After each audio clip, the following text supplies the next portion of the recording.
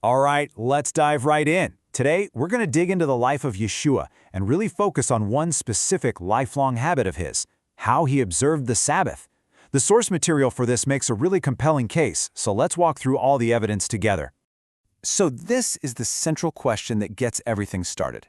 If the whole idea is to walk as Yeshua walked, to follow his example, well then, how do we explain the difference between what he did and what many traditions do now?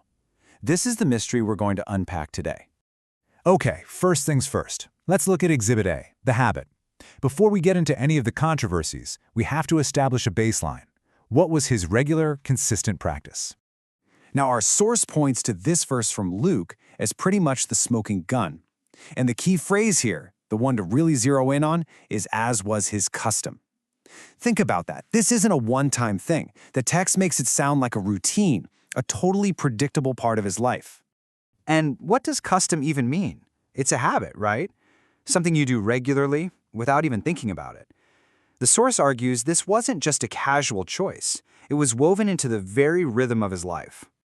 Okay, but hold on. I know what you might be thinking.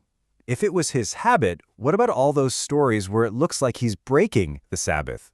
It's a great question, and we're going to tackle it head-on in this next part, examining the conflicts.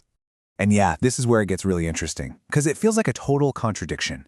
On the one hand, we're told it was his custom. On the other, we see these famous confrontations. So what gives?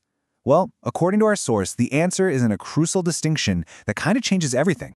And here is that distinction, the huge difference between divine law and human rules. The source says this is the absolute key to unlocking the whole puzzle of those Sabbath conflicts. This slide just lays it out so clearly. Look on the left. You have the original command, simple and direct, do no work. But then, look on the right. You see this whole complicated web of man-made rules that got added on top. Suddenly, healing a person is considered work, or picking some grain to eat is labeled harvesting. The whole argument here is that Yeshua wasn't pushing back against God's law, he was pushing back against all these extra human regulations. So if the argument is that he was actually upholding the original law, is there any proof of that? The source says absolutely yes. And it brings us to Exhibit B, the affirmation, using his very own words. Wow, I mean, this is a powerful statement. He's saying it is literally easier for the entire universe, heaven and earth, to just disappear than for the smallest little detail of the law to be erased.